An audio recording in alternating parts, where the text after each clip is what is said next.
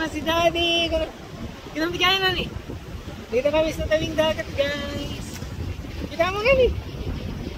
Ayun eh. Hi, kuna mo na. Gini. Hi, kuna mo na. Hi.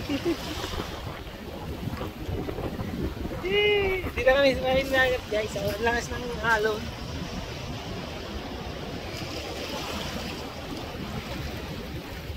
Oh, mag-hi ka na.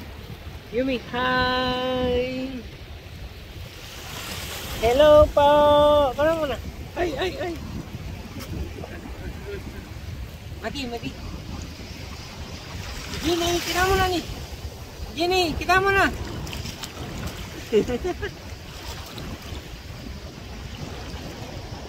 Hello, vlog.